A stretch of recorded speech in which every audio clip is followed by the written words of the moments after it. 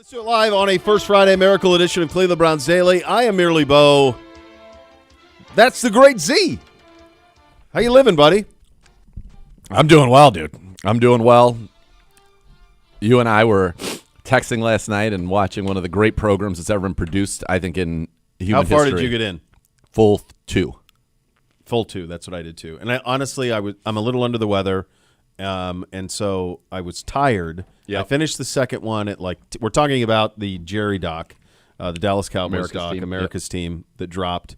It dropped. You made me aware of it, and then Tim May, the legendary scribe of Ohio State, you guys texted me within 5 minutes of each other to remind me it was on. I had forgotten, or that it became available, and so I started it almost immediately upon receiving your texts.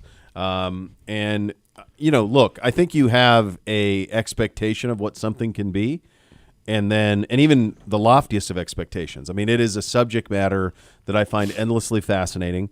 It's a subject matter that we're 40, we lived through, we remember it as kids, but we remember it very well.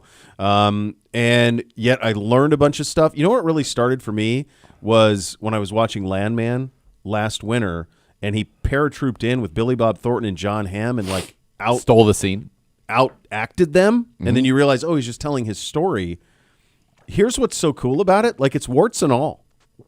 Oh, yeah. It's like Dale Hansen was a critic of him in Dallas consistently. Dale Hansen's in it because you can't do a documentary on the Dallas Cowboys without Dale Hansen, local television guy down there. He was in it, and he was in it prominently.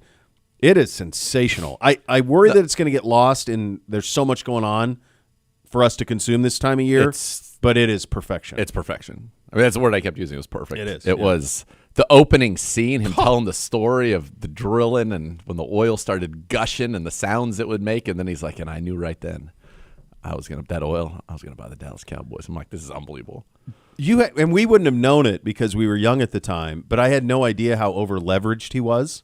Yeah, he's $50 million in debt in the 80s. In the 80s. And yeah, he was dropping $1 million a month. He was losing $1 million a month on the franchise. He seemed to me as a kid, it seemed like, here was, a lot like how they described it, a carpetbagger who flew in, had all this money and just bought what he bought. And you didn't realize that he was completely leveraged by it. Well, and it also happened so quickly, right? Quickly. The success of it happened. So it feels long when you're watching it, but I mean, if you buy a team in 89 and you win a Super Bowl in 92 and they were the worst team, that's a pretty quick turnaround. From 1-15 in year one with Jerry and Jimmy to Super Bowl in 92. All right. Did you, and then 93 and then 95, did you have any frame of reference or any recollection of Tom Landry getting a farewell parade? No. I mean, could you imagine that happening today? There were 200,000 people. Belichick didn't get that. Yes, it was like a Super Bowl parade. There were 200,000 people in downtown Dallas to honor Tom Landry upon him being removed by Jerry Jones. Yes. No, I had no recollection of that. Here's what I did remember, and I hadn't thought about it in 30 years. I did remember Jerry Jones with Sam Donaldson on Primetime Live. Oh, yeah, I remember that. I remember watching that. That was a big deal. And Sam was giving him the business. He was going at him. Why would you get rid of him then? Unbelievable. He's interrupting I'm the owner. him. That's He's why. sitting in the middle of Texas Stadium. On the Star. On the Star. Sam Donaldson's going at him, and I'm going, this is surreal. This would never happen now. You would never see somebody do that. No. And another one I didn't obviously had no point of recollection on was the press conference where he announces the firing of Landry, and he says it's like Christmas Day for me. He's like, I wasn't quite prepared for that. What about it? And then his family's got every role and has had every role since he's been in there. He basically was put his family in there. All right. W is incredible. Dub's incredible. Incredible. I rewound it 3 times, and Kayla didn't quite understand my delight. But when he gave the line about why there was the hole in the stadium so that God could watch his favorite team, the Dallas Cowboys, and he gives this little smile, smirk. Perfect. It was just like Farrell when Farrell would do the impression of it. He just nailed it. You could almost hear Farrell doing it. Perfect. And I'm like, this guy, Dubs he's got to be such a good time. There's no question in my mind.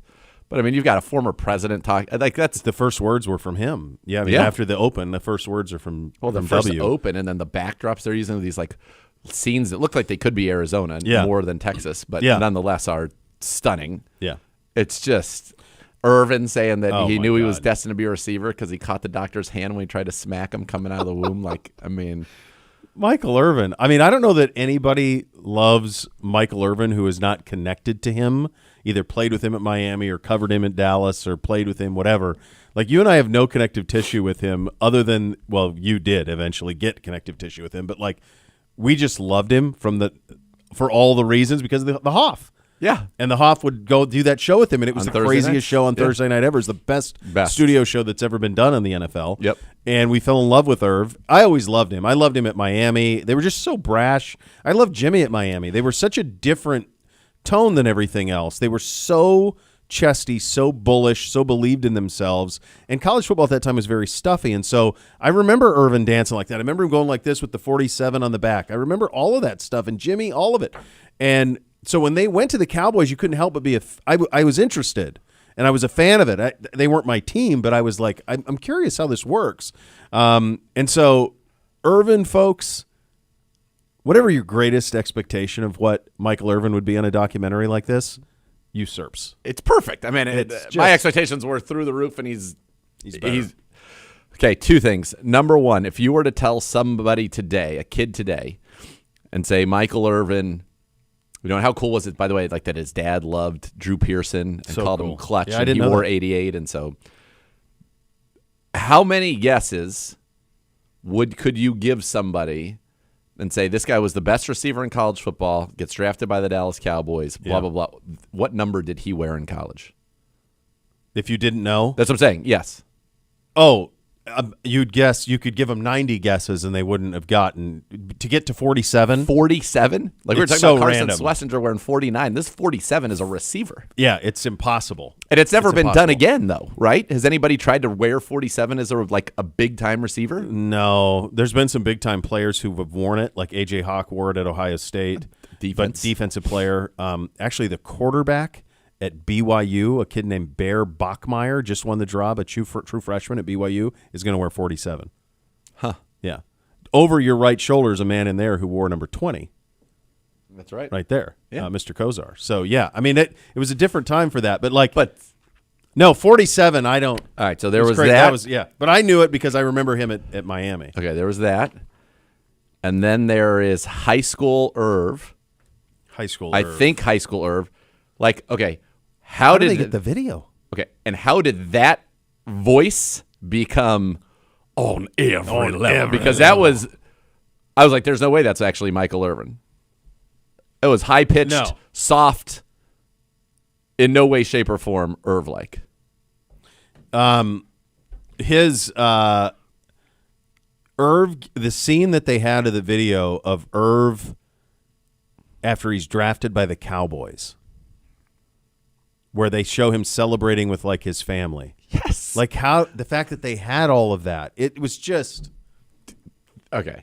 It's incredible. Okay, really the good. outfits at that party. Oh God. And then Emmett. Mike Coney's in Pensacola didn't know any better. He didn't know any better. Yeah, so good. So good. Yeah, it's awesome. It's awesome. And supposedly episode 3 is the one that's all about that NFC Championship game. Like the whole episode. Yeah. You know, the thing that's interesting, too, is you didn't have I did not recall the Steve Berline part. Just had that conversation with Bernie. I was like, I didn't recall in 91 that Berline won 5 straight games. Then they started Berline in the playoffs over Aikman, and Aikman was pissed. Aikman sitting there. Seething. Yeah. I did not remember Steam that. coming out of his ears. I remember Berline as the backup, for sure. But I did not remember that he, took the job and they kept Aikman on the bench and that Jimmy kind of liked him more, which was kind of crazy is the way that Jerry kind of framed it. But then, because he was like a leader and vocal, but then they bonded over fish tanks. Right. I also did not remember that Jerry made Troy Aikman the highest paid player and highest paid quarterback in football as a rookie. I guess that's the way the draft was then. I guess. But it's just so crazy. I can't imagine being Bernie or Dan Marino or John Elway. You go, wait a second, this kid's never taken a snap. And it goes 1-15. He's getting 11? And goes 1-15. Yeah. I did not recall that. I certainly remember the Herschel Walker trade and all that went into it. I did not remember the caveat that if they cut the 5 players, they got the 5 draft picks. Yeah, so they trade for 5 nobodies and then cut. It was like genius. It was brilliant, but I didn't remember that part of it. I knew they had a bunch of picks, but I didn't remember the part of it. Yeah, I thought it was superb. It did get me thinking, like, is there another era team that you'd like to see something like this done on? Yeah. I know you'd want. I mean, yours is sitting there. The 80s Niners. Well, and then you would also get the turmoil. For sure. And into Joe, the decision. That's what I mean. Yeah. The Joe stuff and then Steve. Cut and it once Joe leaves. Well, no. Fade to black. That's not what's going to make it interesting. We have to see. No, we have to see that transition, and because we're that's what makes it interesting. We're going to see him get smoked in this one until finally in '96 they beat him. And finally, yeah, they beat him in '94. They beat the Cowboys '94, in and then there was the Super Bowl in '95. Right. Yeah, that Super Bowl was January '95. January '95. Yep. Yeah. The fine. Whatever. Yeah, but like that one's sitting there because I think that there's some interesting characters there. The one Bill Walsh. That's the problem. You have to do these things while they're top of mind. I was thinking that about like the John Madden Raiders. I don't know if anything's been ever done on like the late 70s, like Stabler. All that group of Raiders into like Alzado and all of that, like that Lester Hayes, late 70s, Marcus early Allen, 80s. Right. Plunkett. I mean, and they were moving from L.A. to Oakland and all of that, but most of the people who you'd want to hear from that are no longer here. No, and they've done a lot of those kind of, well, they did the Madden one, and then they've done through like pop culture in the Raiders. Yeah. Like with the NWA right. and stuff like that. Yeah, no, the Niners one would be awesome. I the thought other one, Charles Haley being like, I tried to kill George Seifert. That was unbelievable. When Michael Irvin said there's all sorts of crazy, and then there's Charles Haley or whatever. I'm paraphrasing whatever he said on that. That was wild. So I said to Kayla, was like, I'd never heard of him. And I said, the only person in the history of the National Football League that has more Super Bowl rings than Charles Haley is Tom Brady. Yeah. He's won 5. Yep. Yeah. Yeah. And he seemed like a formidable human. Yeah. I mean, in the it's stories, great. I don't know if they're going to get into this. I mean, there are stories about him. You can just Google them. Well, the one that they off the told charts. that he did in San Francisco is about as good as it gets, as the story goes. I mean, but yeah, potentially there's more. Who knows? That's pretty tame, though. That's just him wanting to kill George Seifert. Well, yes. Well, to get traded, yeah. But there's many. That's pretty. I mean, like, there's a can you lot. imagine? Where you going? There's a lot. Can more you than imagine, that. like, somebody walking in and to AB's office dropping and micturating on AB's desk and just going, saying, now trade what? me. Trade me. What? No, I can't. Crazy. Yeah, no, that's pretty good. That is crazy. It's awesome. I can't recommend it enough. It's an awesome, really cool look. I also think if they would have done it on the 80s Lakers, it would have been very good if you got the true honesty on that. And they tried with the Showtime series because there's a lot of behind-the-scenes stuff there too. But they didn't Well, and went now fictional Jerry with West. that. And now Jerry's and Dr. Buss is gone. And you have to have – that's what I'm saying. Like when you have these things, you want to make sure that you get the story told. And I give Jerry a lot of credit because it's warts and all. So far, yeah. It's not and sports washing at What's all. going to be wild, though, is that, we haven't even gotten to the Super Bowls. No. But we're going to get there quickly, and there's going to be 3 and 4 years, and then... Yeah, I'm wondering how long this goes beyond that. And then nothing. Yeah, you're going to get a very... They haven't been back. They haven't been what? They've not back since 95. Yeah. They've not played in a Super Bowl since 1995. Been 30 years. And it's been a while since they've gone anywhere in the playoffs. Well, I mean, how many NFC Championship games even since 95? 1? Let's see. Just 1? I mean, that feels like the list. It was over pretty quick. Here we go. No, not. They have 96 losing the divisional round, 98 losing the wild card, 99 losing the wild card, 2003 losing the wild card, 2006 losing the wild card, 2007 losing the division, 2009 losing the division, 2014 losing the division. These all have stars, so they might add buys. 2016 losing the division, 2018 losing the division, 2021 lose wild card, 2022 lose division, 2023 lose wild card. How many playoff wins then do they have since 95? That's not many because most of those were divisional round or wild card losses. Yeah, that's what I was trying to. Let's see. We could go year by year. Yeah, but no, it fell off a cliff. I mean, in the one point yesterday, as I'm watching episode 1, and Jimmy's talking about we're the youngest team in the NFL and we won the Super Bowl. And then they all do win 3. They do. They got 3 and 4 years, but then it's just done.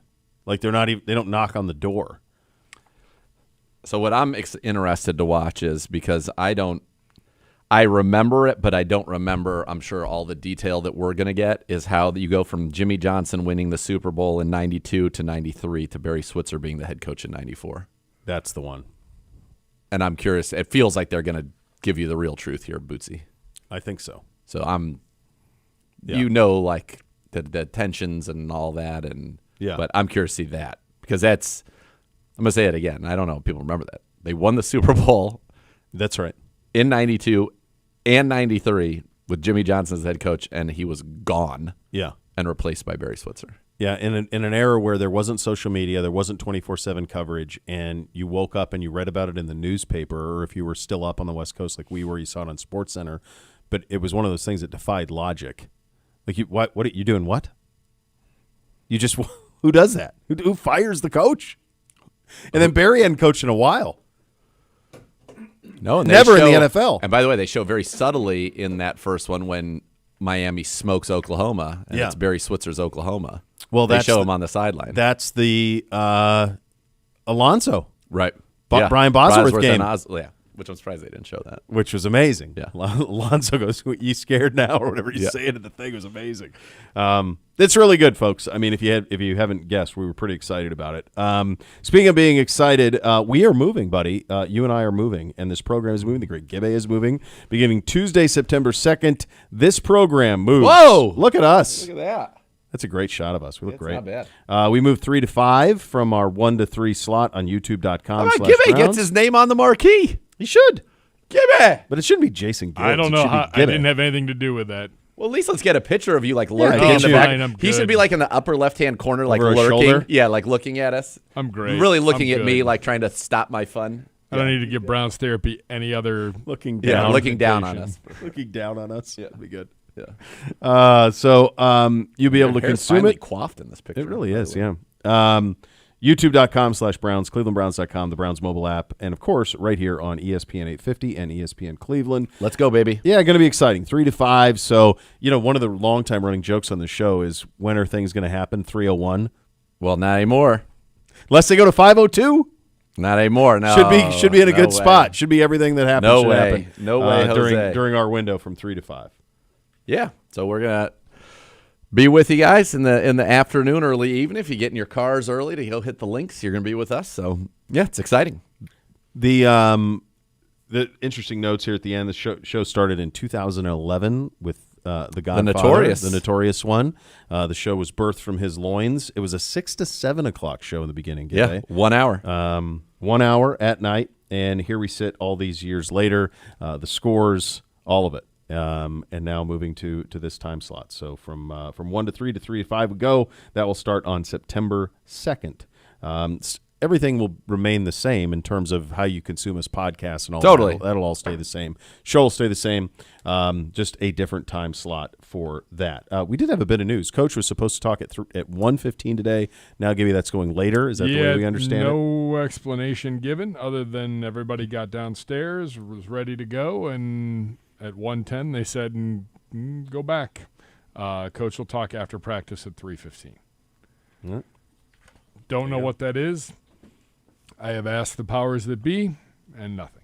Nothing yet. Yeah. No. Yeah, I mean, he's talked before practice all camp long. It's kind of been the way that it's gone. So today it will shift to after practice on that side of things. So, all right, there you go. That was good. You want to talk to a guy that knows a little something about the show? Well, the whole time we're sitting here talking about it, Yeah. I'm looking over Zagura's right shoulder, and I'm going, well, there's one guy in the building who lived it and has firsthand information about all of this stuff, and I can't wait to talk to him about it, and that's the legendary Bernie Kosar. So we're going to tell some stories. If he's up for it, we're going to tell some stories coming up next. The with G-rated ones. Well, or the PG. we can maybe PG-13. PG-13. I mean, the kids are in school, Bern. We can have a little bit of fun. That's all right. Dump button. He's the living legend, and he lived through all of this and has connective tissue with all of these people. Bernie Kosar is going to be in studio with us coming up next. We're off and running on a First Friday Miracle edition of Cleveland Browns Daily. We're presented by Ballybet, official sports betting partner of your Cleveland Browns on 850 ESPN Cleveland.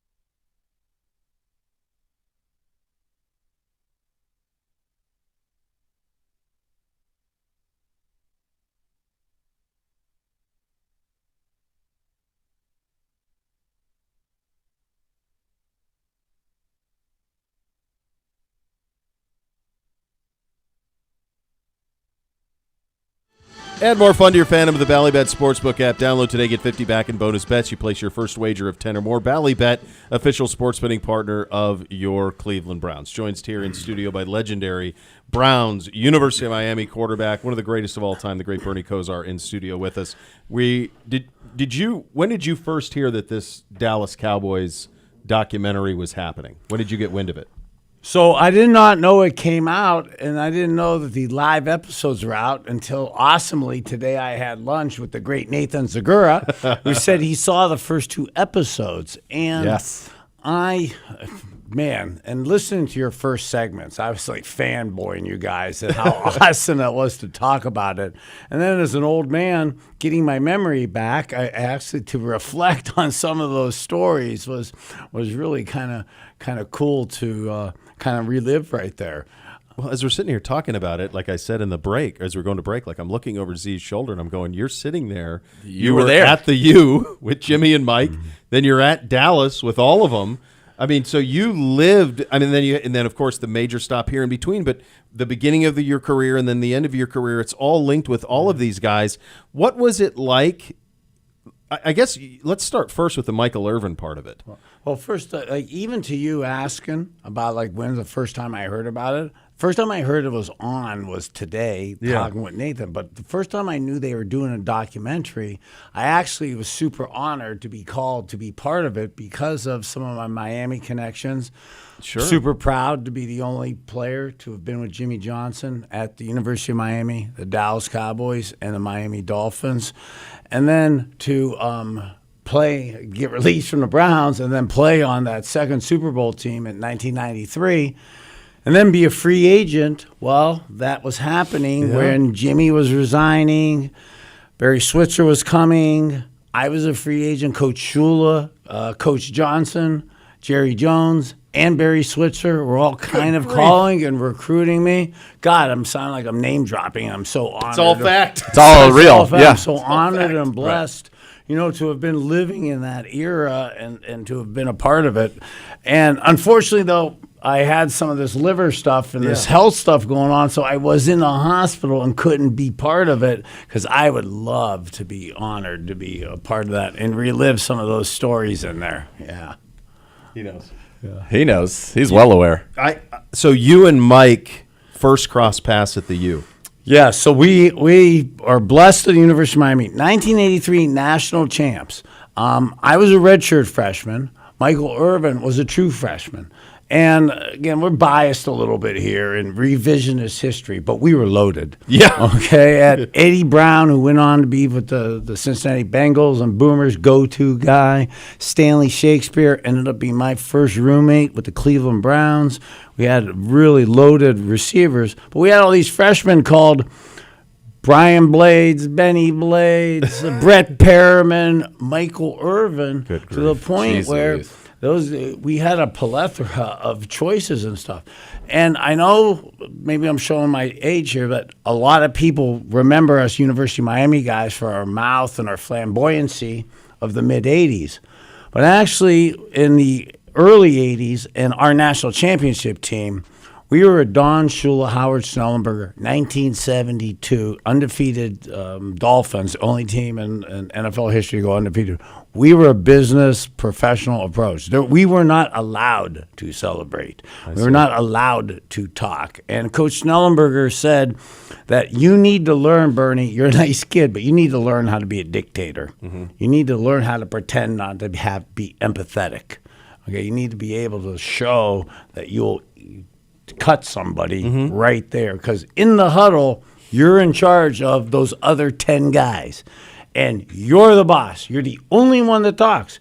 And if you can't keep 10 guys quiet, you won't be my quarterback. Mm-hmm. So, God, I got Jim Kelly, Vinny Testaverde. I'm like, God, am I in trouble here? What an unbelievable quarterback room. So you have to do that. So now we've got my guys, Eddie Brown, Shake. I'd spent a year and a half with them. And all these cool young receivers come in. So Brian Blades comes in, Brett Perriman. They're a little scared. They're a little intimidated, Coach Snellenberger. So they're toeing the line like me and the other guys. And I love Michael Irvin. But then Mike came in, number 47. That's right. And he was happy and festive. He had a little bit of talk going with him. So Coach Schnellenberger looked at me, and I am supposed to throw him out of the huddle. Yeah. Okay. And on my own, like it's my idea. Yeah, right. Okay. Like, there's not a young quarterbacks out there. That's not a good idea to rip on your all-pro Hall of Fame receiver, but I'm still intimidated by Coach Schnellenberger. So I got to listen to him. So I throw him out. And that whole season, Michael Irvin never got in the huddle and played a snap with me at the University of Miami because Coach Schnellenberger, Coach Stevens, they had to make an example, and they used me to do that. So now you fast forward 10 years later, have a nice run with the Browns. Okay, but I get released. Here I am on a Tuesday, cut from the Browns. I get a call from Jimmy Johnson. Hey, bro, you want to put quarterback and hand off to Emmett this week? Yeah. You know? And I'm like, serious? Because I thought Danny Marino was hurt, so I thought I was going down to the Dolphins because Steve DeBerg got hurt. And out of the blue, Jimmy calls and says, I'll let you start. Like, bro, it's 5 days. He goes, it ain't that hard. You can hand it off. He goes, you run your own plays anyways. You know? So, I'm like, amazing. I go down there, and, like, I'm acting cool. Like, I'm trying to act cool here. But really, at the end of the day, you have self-doubt. You know, all of us as men naturally. But when you get cut, you really have self-doubt. Yeah. So now you're going down to another place, and you're trying to represent cool, and you're trying to represent confidence, but your confidence is lacking. And now I've got to be successful because I don't want to be it. I don't want to be the reason why the Cowboys don't win. I don't want to be the reason why we suck because now I'm the quarterback. So Michael Irvin comes in the huddle. He goes, man, you still mad at me? Am I allowed to talk? You know, like, you're going to throw me out of the huddle? Hell no. Get in there. Life has changed right now, and I need you. You are the playmaker. You are the playmaker, and yeah, he was awesome with his skinny post that him and Troy Aikman were massively impressive with. And that's actually the route that I'm loving that Joe Flacco is throwing. But Michael Irvin saved me on some good comebacks and clutch situations. That's Bang 8, right? They talk a lot about that Bang 8. From Norv. From Norv, yes, yeah. Bang 8. You better know how to throw that on time with Coach Norv Turner. Yes. That's right. And it comes back, show my age, that comes from the Ernie Zampese tree of Air Coryell. Yeah. Oh, wow. That all goes back to Don Coryell. Yeah. And I love that Irv, they said when Berline came in, he's like, just throw me the ball. Yeah. Like, you're never wrong throwing me the ball. I think that's what he said. Oh, yeah. There's a couple plays that Norv put in that, again, I want everyone to think how smart I was from X's and O's. But there are a couple plays that he put in that I didn't exactly understand and know in the heat of a couple days. And basically, he got frustrated with me, and he goes, don't think. Just drop back and throw it to Michael Irvin on this play. Yes, Coach. Bernie, what was it like paratrooping into the middle of that thing after they had won a Super Bowl? And it was, I mean, that is the height of America's team at that point. What was it like going into the middle of that? So now it's absolutely awesome to reflect on it. Mm-hmm. But again, as a guy trying to not be it, trying to be good, and then trying to represent that you belong, you're really fixated. At least I was massively fixated on just trying to perform. Yeah. Okay. And then as a guy who's kind of socially an introvert and has to pretend to be, extroverted and social, that team was social. Okay.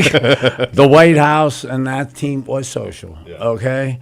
And for young players out there, I don't think you should go 24/7. Yeah. Okay, like that. But when they showed up for work, it was work.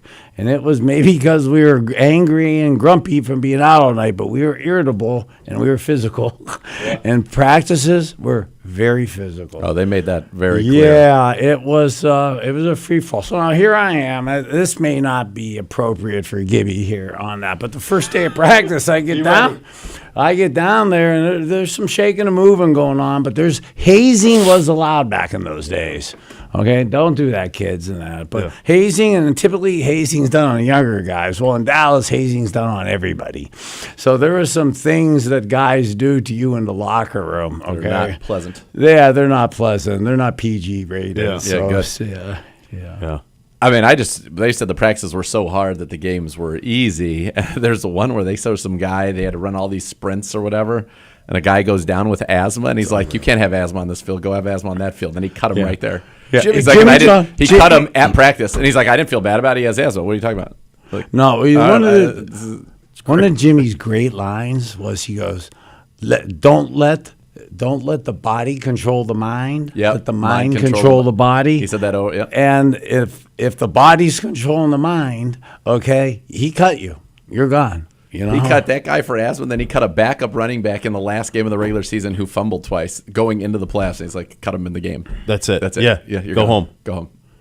I had a game. The asthma was crazy. It's like, guys over here, like, I have asthma. It's not like it's a story. They have the video of him. No, he's on the field, and he's like, go have asthma on that field. There's no asthma on this field. It's not like someone secondhand telling it. It's the video of him saying it. It's crazy. To the guy. Who's having an asthma attack. Jimmy Johnson also taught me. He had a great plan, and those were strategic. They were calculated and they were planned. Mm-hmm. And one of the things that Coach Johnson taught me, and it was really good advice, I think, for young coaches and young quarterbacks in particular, is when you're doing an interview, you're not talking. You're acting like you're talking to the fans. We're acting like we're talking to each other. Mm-hmm. But when you're the quarterback and you're the head coach, you're really talking to your locker room. You're really talking to your organization, and in particular, your players and coaches, because we all say we don't watch you guys, we don't watch us. We watch what the coach says. Yeah. We watch what the message is. And to be able to, have that and use his press conferences and use his media stuff has really a toll to mess with us, to let us know we got to be on game. And that team was really focused, and the kind of intensity that you just did practice was another level. Yeah, it was something. It's so cool to be in the middle of all. There's a great story with a guy in episode 2, Bernie, that you'll like. Some kind of, it seems like nobody cornerback on the Cardinals talks trash to the playmaker, and he just abuses him. He's like, "Where are you now? Where are you now? Where are you now? Where are you now? I thought you were going to lock me down." It's weird because I'm scoring again and again and again. So what I love about that type team and that type mentality, when we would see that type stuff, of course we talked smack. Those guys talk smack back. You would galvanize you as a team, and as a quarterback, you would make sure you would get him in a position to toast that guy. Yeah. You would. That was your responsibility. So this is a game from 1992. They played the then Phoenix Cardinals, and in that game, it was the best game of Irv's career. Which I'm surprised. Was it really? They didn't add that. Yeah. No. 8 catches for 210 yards and 3 touchdowns. He can talk in the huddle. Oh, and then I come there the next year, and my first game is against the Cardinals, so I'm looking at that film from Toast, from toasting him, and it's my first game there, and I had the second longest pass in Cowboys history for quite a long time. Yeah, you really aired it out. You needed to ice your arm afterwards. Well, the day before, the play before, we had a comeback takeoff. And I blew the throw to Michael Irvin, okay? It should have been an 88-yard touchdown pass or something like that, 92-yard touchdown pass. But I made a bad throw. So the next play, I end up with the longest pass in Cowboys history, and it's or second longest, 90 yards plus or minus, and I threw it 1 yard from me to you to Emmitt Smith, and Home Slice ran 89 with it to make me look good. Yes. It's just unbelievable. Did you have your interactions with Jerry because he leveraged everything that he had to buy the team? He was losing money, a lot of money early. By the time you got there, he was making a lot of money. But that was a little bit before he did the Nike deal in the stadium, and it was a little bit before the Pepsi deal. He was such a vision. I love Jerry Jones. Yeah. Love him. And I find this fascinating, to be talking about this today. And then being so close to Coach Johnson. And then I actually love how he's now in the Ring of Honor.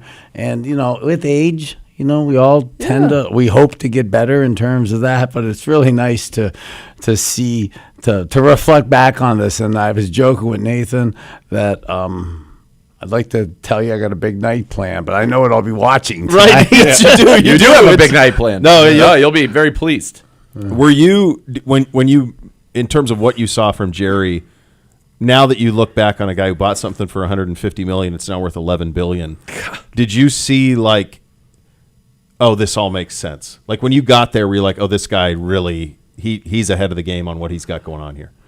I thought so when he bought it, and it was interesting to be here in Cleveland and then have a certain infrastructure around me that thought he was remiss in what he was doing, and I actually thought he was genius with doing it. And I've been saying this to Nathan. We did some stuff with Joe Flacco today, and I'm kind of like fanboying because I'm so excited at how awesome he looks. It was also from a player perspective.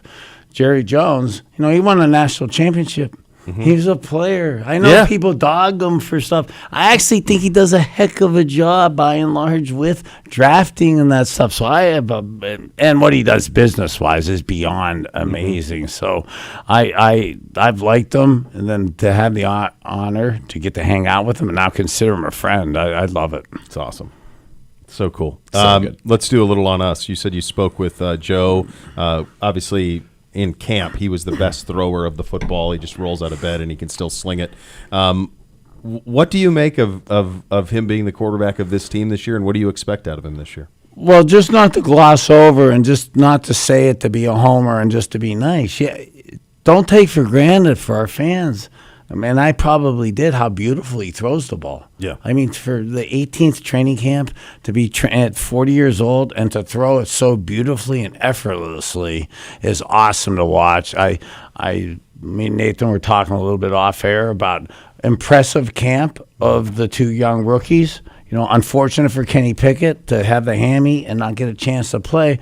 But Joe Flacco is head and shoulders a Hall of Fame looking quarterback. It's so impressive still to be watching him throw and move for 18th year of training camp.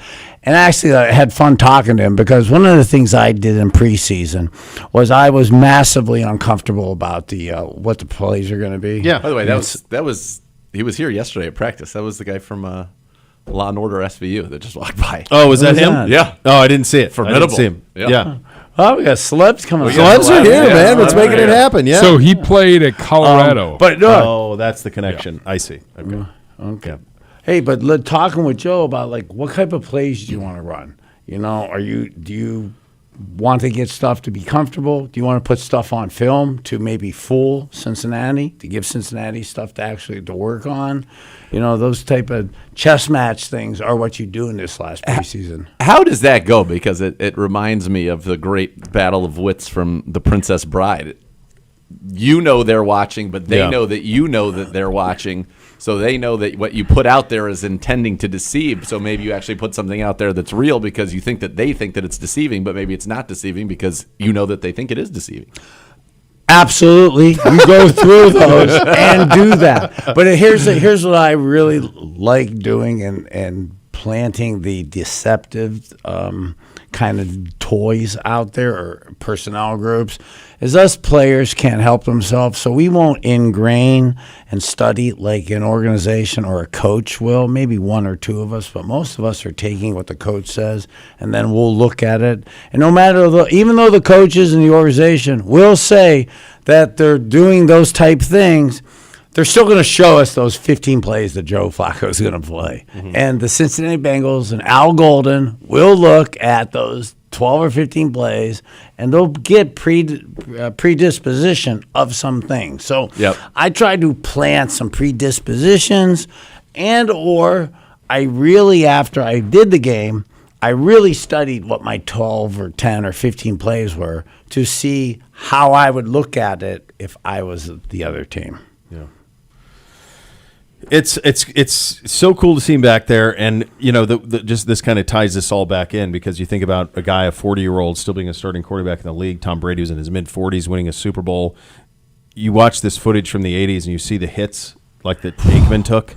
and the hits you. I mean, this is a Cowboys doc, so I mean, it's not your. We haven't got to the point where you're there yet, but obviously we know the ones you took, and you've spoken. That's why about I'm in transplant season here. I mean, it's a different game. It's folks. You have if you're young and you think you know how quarterback is played, it's different. I don't so violent. I'm on so the quarterback. I'm so thankful to making light of it. To look at even with some of my diagnoses, what I could hopefully get a call to get a liver transplant this afternoon.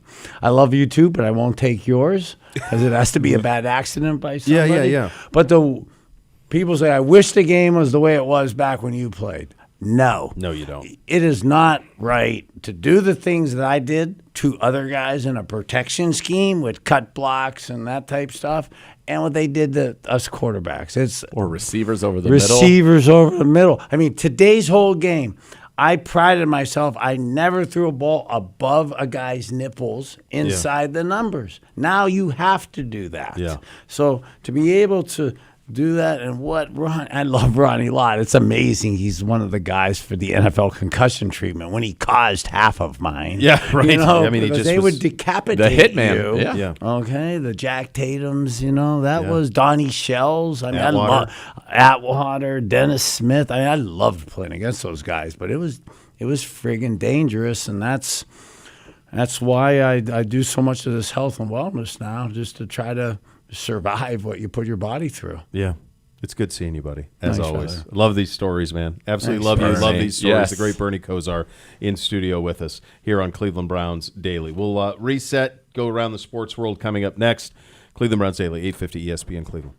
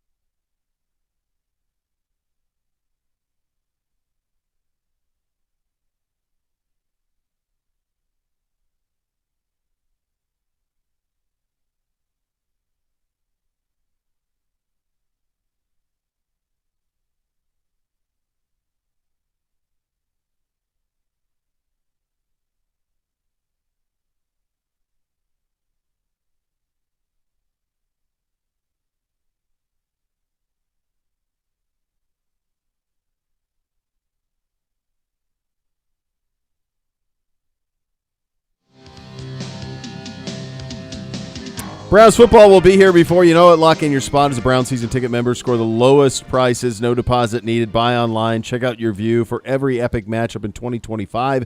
Visit clevelandbrowns.com/tickets now. A couple of things from yesterday's practice. Cornerback Denzel Ward injured his shoulder during practice. It is not believed to be serious, but that's always an attention getter when you see that. So good to see Denzel back on that. That's just good. And he's done everything. All camp. So, very good news there. Defensive tackle Mike Hall was carted off in that Baltimore game, was working outside yesterday during practice for the first time this training camp. He spent the session jogging, doing agility work with a trainer in the rehab area. GM Andrew Berry watched that portion of the workout. The Browns can keep him on PUP when they cut their roster to 53, meaning he will have to miss at least the first 4 games of the season. There you go. I don't want him to be kept on PUP because I want him out there, and I think the fact that he was outside yesterday, that is good. That's a good sign. We're still, we got a couple weeks here? Yeah. So we got a couple weeks. It's the rest of this week, all of next, and all of the next. So we've got 2.5 weeks. We got a lot of time. That's what I was saying yesterday when I was saying, this is a long time since we started practice around here, and you still have 2.5 weeks before you play a game that matters. Yes. It's a long camp. It is a long time. And so, my opinion on that is it's easy. Get this guy ready, put him in and start him off. Even if you start him here, you're going to have 12 plays. Yeah. The good news in this defense is it's an attack defense, so it's going to be just, hey, go out there and go disrupt. And I think Mike Hall is most certainly capable of that, so I think that is a good thing. I like that. It's one of the guys. I'll tell you, I've seen him around the building. Obviously, he's been here all the time, rehabbing, getting ready. He's in tremendous condition. He is ripped. Yes. I'm excited to get Mike Hall. I think Mike Hall, Mason Graham, you talk about Malik Collins, Shelby, Aiden Huntington. This team has got some guys in the Jawan Briggs, Sam Kamara, got some guys in that room. They do. The other thing that's kind of going on around the league, and I've seen this with Minnesota, there are several teams that are trying to make deals for receivers, especially.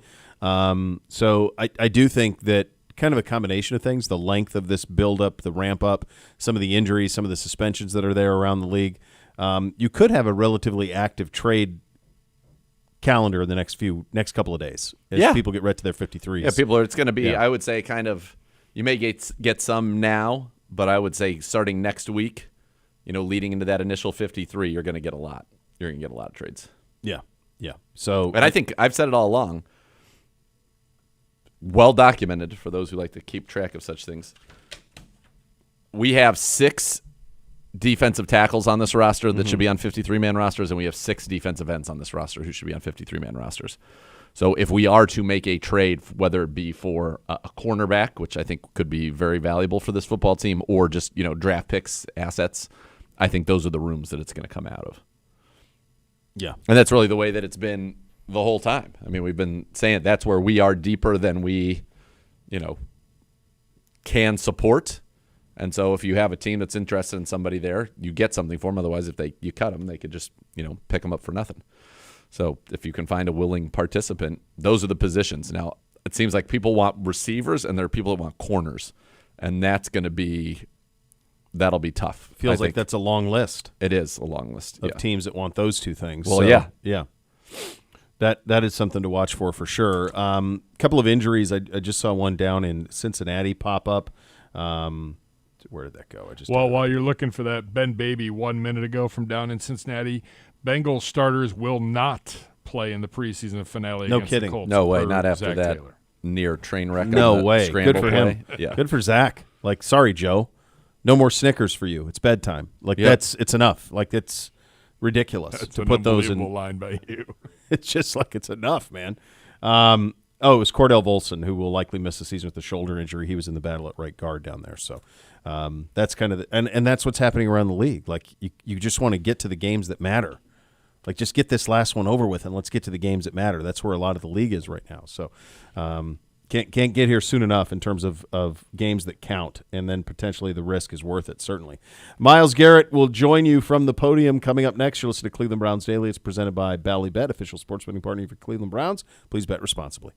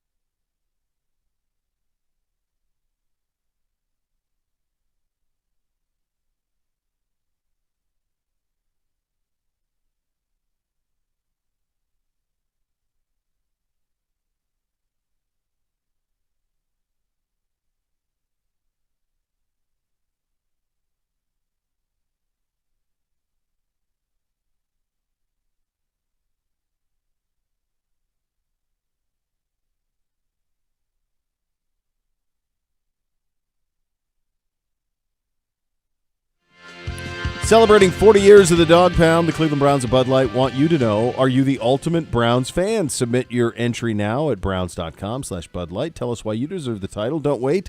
Entries close tomorrow. Now we head from the podium, presented by Vivid Seats. Purchase your official fan experience package today for the ultimate game day. Defensive end, Myles Garrett. Well, Myles, we have You're down. 9 minutes. last incident. What is it like to be in that car and seeing that speedometer creep up toward 100? I'd honestly rather talk about football on this team than anything I'm doing off field, other than the back to school, event that I did the other day.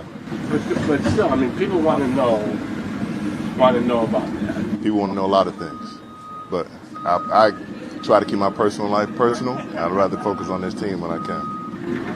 So, you're not willing to say if you learned anything from that incident or vowed not to do it again or anything like that? I'd rather talk about something that's more, focused on this team and what we're doing, what we're trying to accomplish. How's this camp been different for you? They're giving me more of a, I want to say leeway, but giving me more of a platform, I should say, to lead where I can. I feel like there were some spaces where they were a bit hesitant to allow me to take over, and not just on the field, with my play, but with some different things that we're doing. Outwardly, conversations. Yeah, conversations. What we're doing throughout the day. Just how the flow of the day goes. Just trying to be involved and try to get what's best, for the guys and be as efficient as we can throughout the day. Are you expecting to play Saturday, and then also just your thoughts on how this camp season have gone for you to get you ready for the upcoming season? I'm definitely ready to play. If my number's called, then I'm definitely suiting up and ready to go. Fortunately, got the pleasure of going against Lane and Jordan. Those guys are tremendous at what they do, and it's always fun going over there. They receive us well, and it's always great work going against them. They're two of the best at their craft. Hey, Myles, I'm sorry, but this is important. So you talk about being a leader. So what kind of a leadership does that show when you get pulled over by the cops? Again, you're asking the same question, and I've answered it 2 different times. So I'm gonna need you to ask a different question so I can focus on this team and not this headline you're trying to get out of this question you're asking. Myles, do you feel like you're having an impact in the way that you're going about your leadership role in a different way this game? I do. I've heard that from multiple accounts with us, from players and coaches, about the a bit of a style change I've had this year, and being a bit more minute with the attention I give and details that I bring, and making sure the guys are bringing that same detail to the game. Everybody being on the same page. Is this self-driven, or were you urged to be this way by anybody, or encouraged, I should say? No, just self-driven. It's going to go as far as I want it to go, and we're only as strong as the weakest link. And I feel like I've got to continue to improve and find a way to elevate my teammates, not just myself. Well, you've been complimentary to Joe since 2023, and then since he came back. What was your reaction? Maybe it was an expectation that he'd be named the starter. And what do you think he can do for you guys heading into the season? Man, I think anyone who's going to get over 35 is special. They always tell you to watch out for an old man in a career where young people dominate and old people die young. So, he having the knowledge that he does, the wisdom that he does, being able to bring that to his room and sharing that with them, helps them, but it always helps us. Them always being on the same page, ready. But he's the guy who's able to see it the best right now. We're ready to rock with him because he has that game experience, and he's shown that composure for years now, and we're glad to have him on our side. You see signs of the defense getting back to 23? I think so. I think there were lapses in focus, lapses in discipline. When we need to be sharper, whether I was in here or on the field. And I think that it kind of leaks out. How you are every day is how you are when you need to be that person. So I think how we've tightened up the ship and we've sharpened everything. I think we'll continue to get better, and we'll show not only glimpses, but that we were and are that 2023 team. You said you learned from other people. How would you describe your change in leadership style? Like I said, just more focus. More willing to be more vocal, and a lot of the guys know me as relaxed. I'm always willing to help mentor or give advice, but also just being the biggest critic as well. As well as you did it, we can always do it better. I think that way for myself, and I critique myself very thoroughly, and just showing the guys how I think and how I try to improve, and try to instill that upon them. Honestly, what do you think it'll take? The defensive line looks so dominant here in camp, in the preseason. What's going to take for you guys to bring that down to the regular season? I think the only thing that will stop us is us. As long as we run the calls that that Schwartz gets out there, we're all on the same page. I think the sky's the limit, and we just got to continue to be disciplined in our technique and what we're called to do during that certain play. And I'm happy with the progress that we made and what we can do. It seems like when we talk to Jim or Jock, they're always talking about holding you to that next level in terms of your production on the field. I guess as years have gone on with that, how do you feel about that standard they kind of set for you production-wise, and what do you like for this year? I absolutely love it.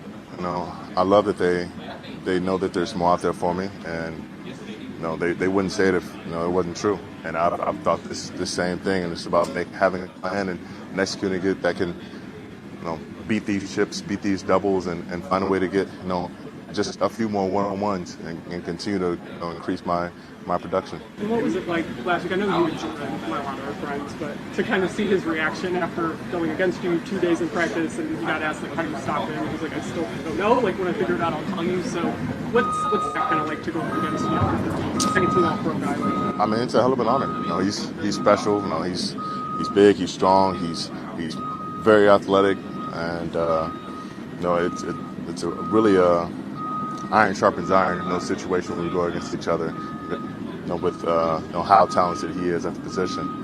I'm glad to be able to go against him, this early to see how I'm feeling, how I'm recovering, and also just working my technique, working my craft, and he was very happy to do the same. How did you feel like you came out of that? Because it looked like you lined up a little bit on the left side, also against Lane a little bit, also. Mm-hmm. I mean, how much did you feel like you really got? I mean, what was sort of your assessment of those 2 days for you in the defense as a whole? Lots of learning, just going through my mindset, before the play, just analyzing the field and what's going on. A team like that, and they're going to try to slow you down and play with your eyes. And fortunately, they left a lot of one-on-ones, and I know during the season there will probably be different situations with chippers of all different kinds. But just going through that mental checklist so that I don't have anything. When I snap the ball, I don't have to think. I don't have to worry about anything. I'm just going. And I think that kind of focus right before the ball was snapped really helped me, especially against those guys. Hey Miles, how scary is it to see Denzel leave yesterday? Just how important did you see the doing what you guys are trying to do on that side of the ball? I mean, he's as important as it gets. Rushing coverage work together, and that's my brother out there. I can't do what I do without him, and vice versa. So I'm glad to see him come back in the building and doing well. But we just have to be careful and take care of ourselves and pick our brothers up when we can. You get ice all the time about this last 2023 defense. What about 2023 Flacco? You guys won 4 games in December with him. Do you think he still has that? I do. And I think he does too, and that's more important than anything. So he's excited to go out there and show it. He's cool as can be. And he's ready for the moment. All right, there you go, the reigning Defensive Player of the Year from the podium. Coming up next, we'll go around the league. You're listening to Cleveland Browns Daily, presented by Ballybet, official sports betting partner of your Cleveland Browns on 850 ESPN Cleveland.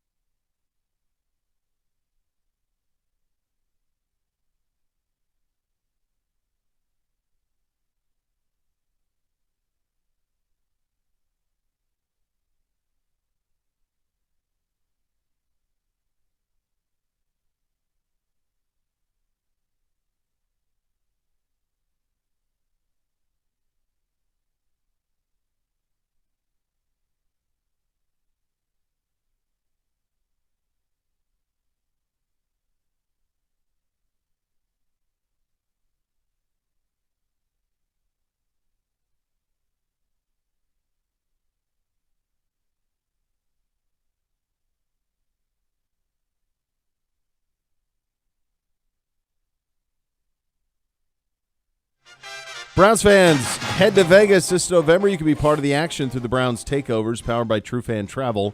Head to browns.com/takeovers to book today. You'll receive a 3-night hotel stay, opportunity to hang with Browns alumni Christian Kirksey and Kevin Mack, a ticket to the game, and an all-inclusive pregame tailgate. Visit browns.com/takeovers to learn more. Let's take over Vegas in 2025. As we head around the league, the Vikings have been exploring a trade for veteran wide receivers leading up to Tuesday's deadline to set the 53-man roster per Tom Pelissero. Some of the current wide receivers that they are dealing with: Justin Jefferson finally returned to practice. Jordan Addison is suspended for the first 3 games of the year. Rondale Moore is done for the knee injury, and Jalen Naylor week to week with a hand. There are not enough receivers to go around, and apparently a lot of the guys who were very productive, including Amari, who was incredibly productive 2 years ago and still out there are reasons that they're not on active rosters. And I don't know if they just fell off a cliff or whatever, but there are not enough receivers to go around. Yeah, clearly sometimes I guess that happens because, Amari was with the Bills, who certainly could use a receiver, and, we could have brought him back. It does not seem like that was a priority for anybody. And there's they're right. You're right. There are guys out there that you would think would have found homes by now who have not. It is unique, to say the very least. There are teams that want to trade for receivers, to your point, and they're saying no thanks with the people that aren't there. I don't know how many teams have what I would call a glut of wide receivers. There isn't. I think that's something that teams are perpetually searching for. How did this happen? Because I was going through the two-a-day stuff in the morning, and did New England today, and supposedly they're cutting Polk.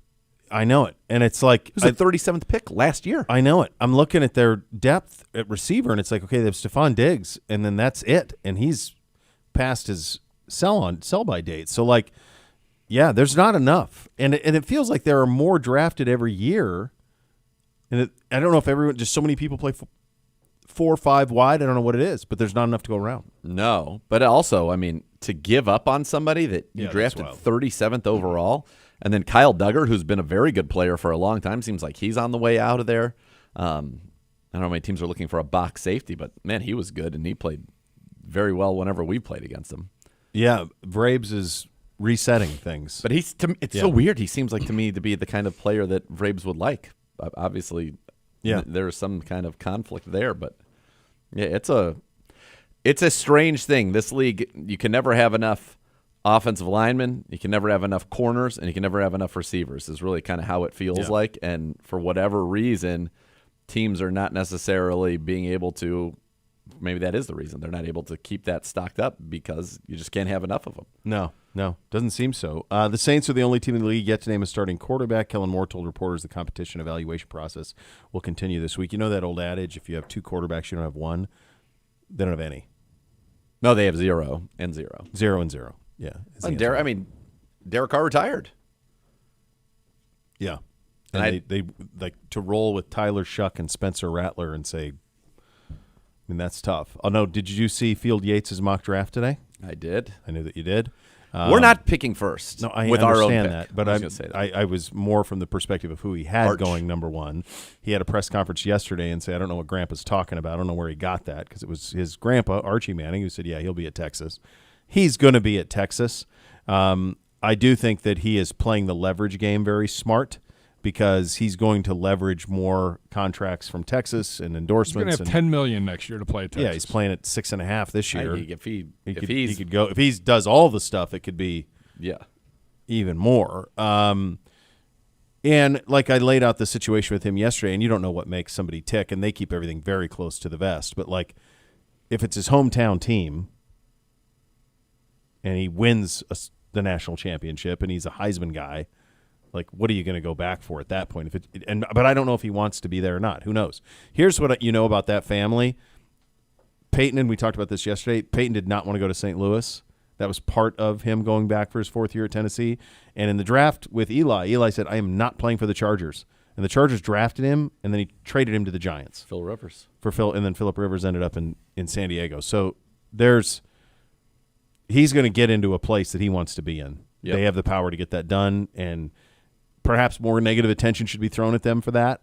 It really hasn't been, but that's just the deal. He's not going to go to a bad spot. Correct. In any way. And so he can leverage that. He'll know who's going to be picking number one by the time he declares, and if it's a situation he can't pass up, maybe. I mean, look at that situation Andrew Luck dropped into. Because Manning gets hurt. Yeah, and they went with and Curtis they leaned into it. Painter, and They leaned into it. Yeah, and they were Manning able got to hurt, go and all of a sudden they went boom, boom, boom, boom. So, like, if there's a situation out there where the starting quarterback gets hurt on a really talented team, and all of a sudden if you're him, I mean, pick one. Who's one that's got like an aging quarterback who's kind of got everything?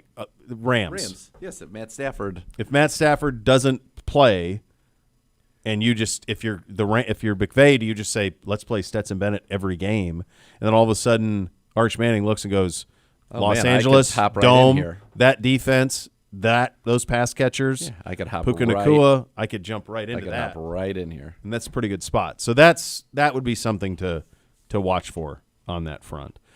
Bears backup quarterback Tyson Bagent got a 2-year, $10 million extension. It's a solid contract. Yeah. Like him a lot. Well, I mean, and his dad, legend. His dad is unbelievable, man. I mean, do we like him enough for $10 million? It's a lot of money, Gibby. It's 2 years, though, right? 2 years, $5 a year. Yeah, $5 a year. It's a good backup. That's like a good, cost-effective backup quarterback. But a veteran, that means you're – and listen, Caleb's on his rookie deal. Yeah. So – they can do that. Going back to the whole wide receiver talk earlier. Yeah. Like, no interest in Amari? No, it seems like there isn't league-wide interest in Amari. And his numbers in Buffalo are stupefying. I mean, I think they brought him in and said this is going to be our number one receiver, and it just was not able to manifest itself. So that's surprising. Jared Luganbill pointed out on Twitter while we were talking that's why we're going to be a Big 12 personnel team. That's why you're seeing, some other teams are going to – I think Chicago's going to be a Big 12. Patriots are going to be that. Patriots, Steelers. Yeah. If you have that guy and Harold Fannon's that guy, then you can be very effective as a 12 personnel team and have that one tight end be a big slot. Like that's what I think Jonnu Smith is going to be for Arthur Smith in Pittsburgh this year with Freiermuth and with Washington. I mean, they could be a 13 personnel team a lot and just go, we're going to go DK, these three dudes, and you're going to go in base, and then we'll see what we can do. Yeah. No, they have some big-time mismatches for that team. And then bludgeon you in the run game when you can. The Dolphins activated veteran tight end Darren Waller off the PUP list. He'll practice for the first time today. I don't know what that franchise is trying to do right now. Feels like there was a window where they were ascending, and now they're just kind of road to nowhere-ish. I don't understand why they just let Jonnu Smith go. He had a great year for them. I don't either. And it's like, we'll get Waller. And if Waller can stay healthy, and he's still Darren Waller, obviously he can be good. I don't know what they are trying to do either. They're a team that I know was hot on the heels of Dylan Gabriel because I think obviously you have a lefty. To keep a lefty in your system probably wins in many of the same ways with anticipatory throwing and the like. But it's they're in a weird spot to me. They are. Who did they get? They got Minka back. They got Minka back and traded Minka. Ramsey. Yeah, they got Minka back, and in the Ramsey Minka deal. And did they also trade Jonnu Smith, or did they just let him go? I think they just let him go. I think Pittsburgh just acquired him, didn't they? I don't know if he was. Yeah, I thought they did. But I mean, it's like Waddle. They still have Tyreek Hill. They traded. He was part of that deal. Oh, he was in the Minka deal? Yeah. Jonnu Smith was traded from Miami to Pittsburgh as part of a larger deal that also included Jalen Ramsey and Minka Fitzpatrick. The Dolphins traded Ramsey and Jonnu Smith to the Steelers in exchange for Fitzpatrick and a pick swap. Like, they just gave him away. So they got Minka and a fifth for Ramsey, Jonnu, and a seventh. Like That's wild to me. Like Minka and Ramsey should be even. Fairly even. Pretty close, yeah. Especially if Pittsburgh turns Ramsey into a safety. Right. Which it sounds like they're going to do a little bit. Yeah, I don't know. Anthony Richardson, agent, reacted with disappointment. The Colts quarterback announced saying he's unsure of his client's future with the club. Yeah, I think that's appropriate. I would take a flyer on that kid. He's still young. Absolutely. He's really young. I think he's only like 22. I don't know if this is the style of offense in which you would think that he could thrive. But like I would... He's 23. You know where I would take him? In Buffalo. Bring him into Buffalo. He's 23. Let him back up Josh Allen. Perfect. And then maybe he's an asset that you could trade, coming out of that. Philly, yeah, as a backup. go there and learn how to be a pro and how to study and how to handle things and grow up and all those things. Yep. But he just turned 23 in May, so there's to me that would be very appealing. Is somebody with that talent, because the best example of that I can think of Anthony Richardson is last year in the opener. So you saw the throw against Houston, and we came in here. Might have been the best throw of the year. We came in here Monday or Tuesday, and you're like, dude, that is one of the greatest throws I've ever seen. 70 yards flat-footed, being tackled. Yes, it's crazy in a bucket. So, and I had that game on. Yeah, and you watched the whole game as one of the switch games. So I ended up watching most of it, and I'm like, yes, but, and that's what he is. He's a yes, but. He will make a throw you've never seen in your life, and then he'll make 15 throws into the bleachers. Yep. And he just needs to play a lot of football. We talked about that with the UFL thing with him. Like, he really needs to play like 10 games in the spring. But if I were a team that had a quarterback spot and was good at grooming them, I would acquire him in a second. At just turning 23, that ball of clay. Have you guys mentioned Kick the Brian tires. Robinson yet today? Is there an update? He's been excused from practice today. Well, they're working on a trade. They're working for on him. a deal. That is clearly at the final stages of some kind of trade. Where would be a landing spot for Brian Robinson? I think there are plenty of There's places. a lot, but I'm trying to think of like a running. They want a power-ish back. It would be a team that wants a power back to go with it. I mean, I initially thought of Rabel, but I mean, they have Ramondre and they just draft Travion, so I don't think it's there. Yeah. Travion, yes, but Travion's also not exactly. He's not that. Hold on, real quick. Here we go. Houston, and I know they have Chubb and they've got Mixon, but Mixon's That's a good banged one. up, and Chubb is, we don't know exactly what he's going to be coming back from his situation there. And they're going for it. Yeah, and they're fully in on it. I mean, honestly, Washington makes a lot of sense for him, which is where he is. Yeah. I could see him in Denver as kind of, Sean Payton's always liked kind of a power back complement to R.J. Harvey. Chicago. Who does Chicago have in that big back role? Just Swift. They've got DeAndre Swift. Yeah, they don't have a big, do they? No.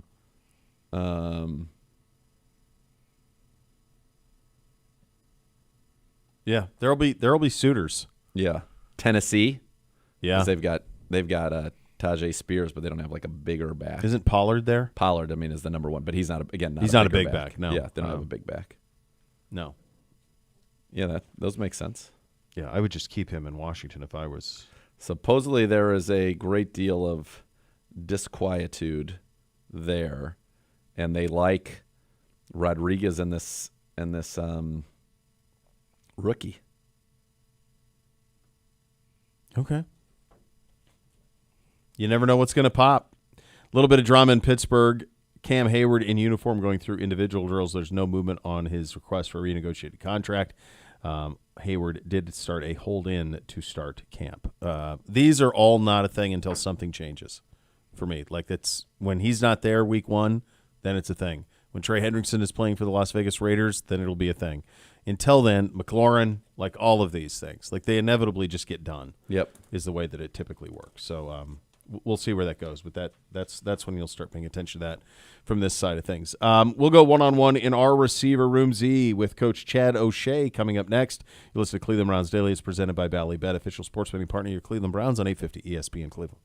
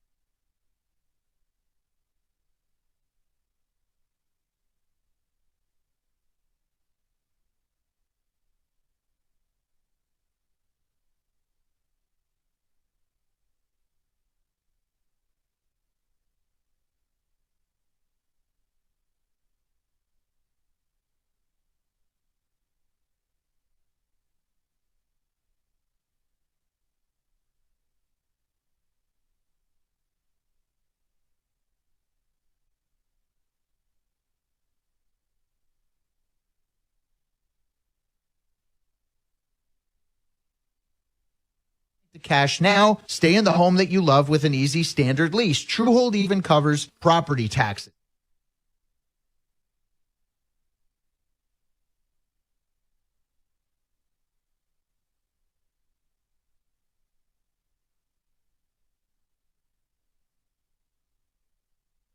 Just 48 hours based on its best current value.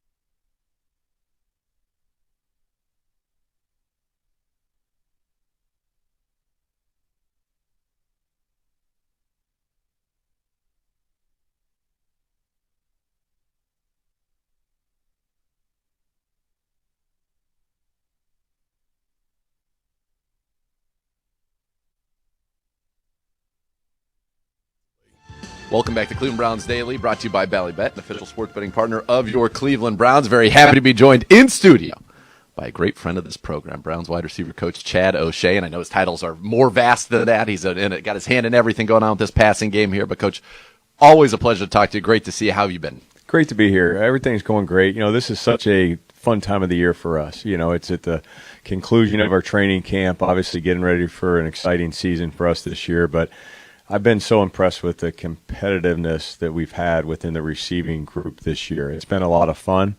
We've had that the compete come from all different levels, from our rookies that have done so well to our veterans that are coming back that have been with us, to include Jerry, have just been so competitive in everything that they've done, whether it's been in the meeting room or on the field or in a walkthrough setting. I just have been really impressed with the way we've approached this preseason. When you say competitive, what does that mean to you when they come into it? For example, competitive in the meeting room, what does that mean? Yeah, I think being competitive in the meeting room, it takes a lot for these guys to come in. We have lengthy meetings, and it takes a lot for them to focus at times, but we've had just a lot of attention and focus in the meetings. They've been so locked in. I think that's the good way to put it. They've been locked in. And I think what happens when you're locked in and you have that detail in the meeting and you do compete in the meeting room, it shows up on the field in the detail on the field. So, we are very fortunate to have a smart group of skilled players here. Not only the receivers, but I would say the offensive unit has just a great ability to function mentally. So, with that skill set, I do think it's a talent, a skill set. Their intelligence. They combine that with their preparation in the meeting rooms, and on the field, you have a product that you're proud of. I think you've seen that in the preseason games, right? I mean, it didn't matter kind of as the game went on and different people came in, the efficiency, effectiveness, and the operation stayed steady. Yeah, what's most important this year for, I think, in any preseason is just what is the operation, where are we from a communication standpoint, breaking the huddle, getting lined up, all those things are so important. And then, obviously, after that comes seeing these guys and their ability and their skill set and all those things. But I've just been so impressed. Again, it goes back to their work ethic, led by Jerry Jeudy. He's been a great leader for us. He's emerged as a leader for us this season, which has been great. Obviously, he put a great product on the field last year, and he just stays day to day and really has been a leader in our receiver room with a lot of young guys, at all levels. We've been fortunate to sign some free agents that have done a great job of just, taking what we give them every day, working hard, and trying to improve. And that's really been so much fun for us as a coaching staff to just see their development, regardless of the skill levels. Different guys have different skill levels. Sure. Whether it's a first-round draft pick that might be more talented than the next guy, but they've all improved regardless of their skill level, and that's ultimately one of the reasons we're in coaching is to see your players improve and to try to get them to be the best version of themselves on the field. Right, to maximize whatever that ball of clay can be, get that beautiful art. You mentioned Jerry Jeudy. It's been fun to watch him. I think he's had a tremendous camp, again, when we've traveled, whether it be in Philadelphia, whether it be in Charlotte, and those were kind of his preseason, right, those joint practices. He's been great, and you mentioned him be a leader. He was very vocal out there in Charlotte, not only with our team, but with their team as well, and it was great to see. Yeah, this is a guy that loves the game of football. I'll use the word passion. He's got great passion for the game of football. He loves it. And he's also very intelligent, and he's got good leadership skills, and it's been nice to see him in each of these competitive settings we've had the last couple of weeks, whether it's versus Carolina or Philadelphia, show up in those settings to still, be that leader we can count on from the receiver position. So I can't say enough about Jerry and his development here. This is our second, call it, lap around the track with Jerry, and we've learned so much about him. And I think he's learned a lot about us as a coaching staff and just, who we are and how we can utilize him to be, the best that he can be. Which is quite good. Yeah, really excited about him. So quite good. All right, let's talk about a couple of young guys. Cedric Tillman coming off that injury, obviously got some reps in the game, made a nice catch in that one. But, he was so kind of hot for those 3 games, right? He was kind of top 5 in the league in catches, yards, and touchdowns over a 3-week period. Then, unfortunately, the concussion happens. He's been back. How have you seen him kind of pick back up and continue to evolve? Last year we had arrow up, right? A trajectory that was going really fast of him developing into the player that we all envisioned and expected. And I just see that injury last year as a parenthesis, just a minor setback. He's coming back in the offseason. Another player, as I talked about, the entire group just working so hard. He's done that, and it was great to see him in this last game. We were very intentional about getting him some reps in there to just try to continue in his development, and it's part of the process. And he came through for us, had a nice catch and competed in the run game, which, sometimes gets unnoticed.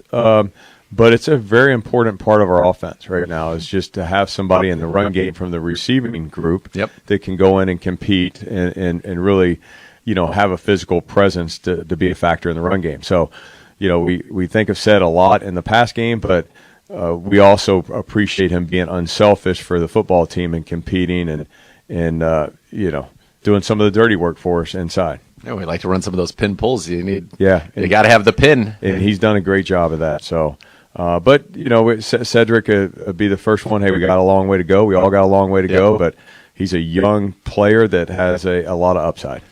Speaking of another young player, Jamari Thrash, rookie year, not involved much so far this camp, been very involved. We saw it obviously there in the game in Philadelphia and even, in the joint practices as well, getting meaningful reps. His arrow seems to be pointing up. What's kind of been in your mind? What's been that leap for him in year 2? The leap has been the word consistency. That's from year 1 to year 2, I've seen him be such a more of a consistent player, whether it's catching the football or his consistency in route running, his consistency in the detail of what we're asking him to do. Definitely saw glimpses of it in his first year. Yeah. And I think time on task has helped him. He's been out there and we've put him, as I say, the eye of the storm and seeing if he can handle it, and he has. And he's come through. But the one thing that I think of when I say, where's Jamari from year 1 to year 2? He's a more consistent football player, and ultimately that's going to help our team.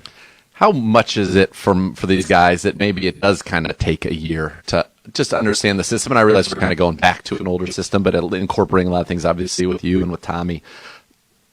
Just being able to play fast, not thinking, for a guy like Jamari. Right, and that's the key, so it's consistency. But to have any consistency, you have to be able to play aggressively and play fast. And the only way you can do that is obviously knowledge of the system, knowledge of fundamentals. You just think of what it entails to be a first-year player. It's a long process for those guys to go through the draft process. It's very emotional. Then it's going to be the longest season in their first year that they've ever experienced. So there's really a lot going on in that first year. They're trying to learn the building, learn the people in the building. So there's so much that goes into, helping the team in your first year. In the second year, there's so many of the things that, that rookie transition, the sophomore year is different. And we expect it to be different. And we expect more out of these guys going into their second year. And Jamari is a great example of, again, more consistent, but that consistency's come just from him being able to play fast, play aggressive, because he knows what to do and he knows the detail of what we expect. You mentioned earlier some of the young guys that have come in, and obviously Luke Florio was having a great camp and made the nice catch in the hamstring, and hopefully we'll see him back here again. But Gage Larvidan has been just kind of flashing the whole time. When you find a guy like that who obviously has the work ethic, obviously has the knowledge to be able to absorb the information, and then you get to see him kind of excel as a coach, I'm sure that's gratifying. But what's made Gage special? Yeah, very gratifying to see these young guys be successful, to include Gage. I mean, Gage has been so impressive it's not too big for Gage right now. Every situation we put him in, whether it's been a preseason game or a joint practice where he was repping against, their ones, the best that they have. He hasn't turned it down. He's gone and made plays. I would say he's probably made as many plays, as we've had in the receiver group just over time because he's had so many opportunities. He's repped with the young group. We've stuck him in there with the twos. We've stuck him in with the ones. So he's repped really across the board. Yeah. So he's maximized his opportunities. He's got just a really special skill set. I've really enjoyed working with him. And the part that you don't see by just looking at the film or on the practice field is he's very, very smart. This guy can line up anywhere. I don't think there's been I can't count on one hand the mental error since he's been here, and that's a lot of snaps because he's had a lot of reps. But very intelligent, can line up across the board for us, got a great skill set, and I'm very excited about watching him again finish the preseason strong this week. Speaking of one of the skills in his skill set, I have never seen the first guy get him, and sometimes it's almost like he goes invisible for a second. He's right in front of him, but he must have just incredible short area burst. Yeah, his run after catch, the ball in hand ability is very good, and he's got great start and stop athletically. He's got good change of direction, short area athleticism. He's a former basketball player, played basketball down at Southeastern Louisiana to start his career, so he's very athletic. He told me he ran a rated a 5-minute mile his freshman year in high school, which is impressive. So that's moving. This guy's he's a good athlete, and he's really succeeded in a lot of things he's done athletically. But one of the things we see is with the ball in his hands, he's got the ability to make the first guy miss. Yeah, there's no doubt about that. All right, Isaiah Bond. Obviously, a lot of work was done on him. He's got a skill set. Obviously, Tommy knows him very well, and you and Tommy have been quite the fashionistas on the road on game days here so far this preseason. So I'm sure you guys have talked about it a lot. What can he bring to the table that has you guys so excited? Yeah, the first thing is obviously the speed. He brings a lot of speed of explosiveness to our group. I think that's so important to have that piece of the puzzle. The important thing for us right now, and it always is true of going into the regular season when you put your team together, is let's put the pieces of the puzzle together. And what do we need to be successful? And there's different skill sets and different roles each player brings. I would say the one that he brings into the building right now that's not going to really change in time is his speed. He can really run. So now, got a long way to go as far as what we just talked about with the transition of a first-year player into the NFL and so many things that go with that. And he'll have his challenges along the way. But his speed, definitely bringing that to the table. If we can utilize that and he can go out there and help the team with that skill set, it's really going to help us offensively. Now, knowing you as well as I have over the last few years, I know that you are as important as their ability is, important as their, playing the receiver position. You care very much about who they are as a person. And I've talked to you many times about guys, and I'm like, hey, I really like this guy. Right. And you're like, I'm not so sure about him as a person coming into our building. And so for you and this organization to sign off on Isaiah Bond, obviously, I'm sure you spent time with him. You've got some comfort there. Yeah, there is. And I think that, our process as an organization, it's really important for us to be thorough.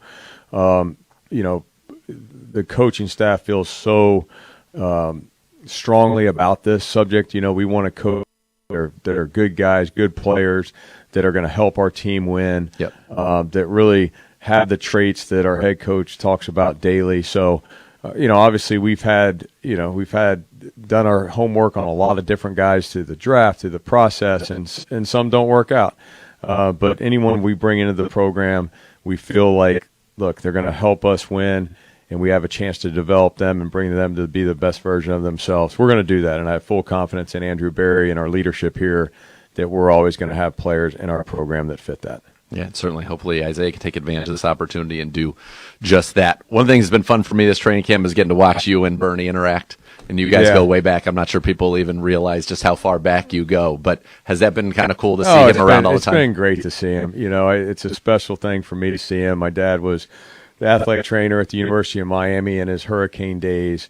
I wore number 19 growing up, so I've always looked up to Bernie, and it's just great to see him around, and I love visiting with him, and I've always want to listen to the stories, and my dad thinks so much of Bernie, and he's such a great person, and I'm glad he's been around the organization here. I know the guys really enjoy having him around. Yeah, well, you're a great person and a great coach, and we're happy that you're in this organization. I appreciate it, Nathan. Thank you, Coach, for the time, and good luck. Always, yeah.